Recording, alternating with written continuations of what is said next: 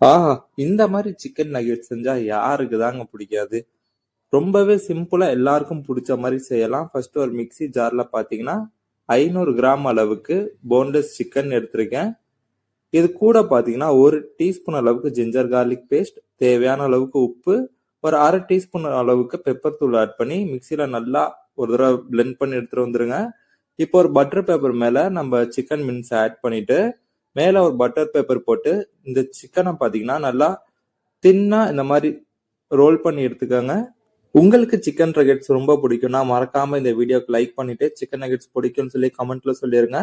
இப்ப பாத்தீங்கன்னா ஒரு ஸ்பாச்சுலா வச்சு நம்ம இந்த சிக்கன் நகெட்ஸ்ல எட்ஜஸ் எல்லாமே ஷேப் பண்ணி கரெக்டா ஒரு ரெக்டாங்கிள் ஷேப்புக்கு கொண்டு வந்துடலாங்க. பாத்தீங்கன்னா இதோட எட்ஜஸை நம்ம ட்ரிம் பண்ணி எடுத்துடலாம். இந்த நகெட்ஸை கண்டிப்பா உங்க வீட்டு கிச்சன்ல ட்ரை பண்ணி பாருங்க. டேஸ்ட் சும்மா தாறுமாறா இருக்கும். இப்போ பாத்தீங்கன்னா எட்ஜஸ் எல்லாமே கட் பண்ணி எடுத்தாச்சு. இப்போ நான் ஃபைனலா ஒரு தடவை ஸ்பேச்சுலா வச்சு ஒரு தடவை நல்லா ஷேப் பண்ணிட்டு சின்ன சின்ன ரெக்டாங்கிள்ஸா கட் பண்ணி எடுக்க போறேன். ஃப்ரெண்ட்ஸ், இந்த சேனலுக்கு இது வரைக்கும் நீங்க சப்ஸ்கிரைப் பண்ணாம இருந்தீங்கன்னா சப்ஸ்கிரைப் பண்ணிக்கோங்க. இதே மாதிரி மேலும் நிறைய வீடியோஸ் உங்களுக்கு தேடி வந்துகிட்டே இருக்கும்.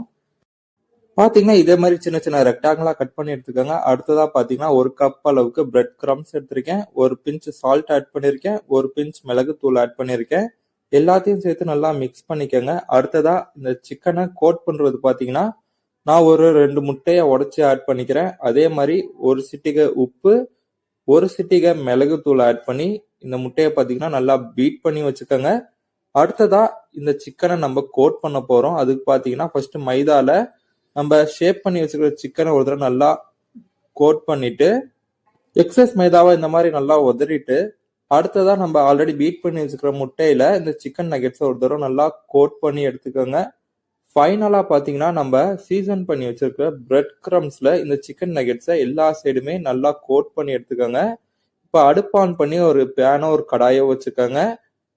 இந்த சிக்கன் நகெட்ஸை பொரிக்க தேவையான அளவுக்கு எண்ணெய் ஆட் பண்ணி எண்ணெய் நல்லா மீடியம் ஹீட்ல இருக்கிறப்போ நம்ம சிக்கன் நகெட்ஸை ஆட் பண்ணி நல்லா கோல்டன் அண்ட் கிறிஸ்ப் ஆகுற வரைக்கும் ஃப்ரை பண்ணி எடுத்துக்கோங்க. ரொம்பவே சூப்பரான சிம்பிளான சிக்கன் நகெட்ஸ் ரெடி. இதை கண்டிப்பா ட்ரை பண்ணி பாருங்க. ட்ரை பண்ணி பார்த்துட்டு உங்களோட ஃபீட்பேக்கை மறக்காம கமெண்ட்ல சொல்லிருங்க.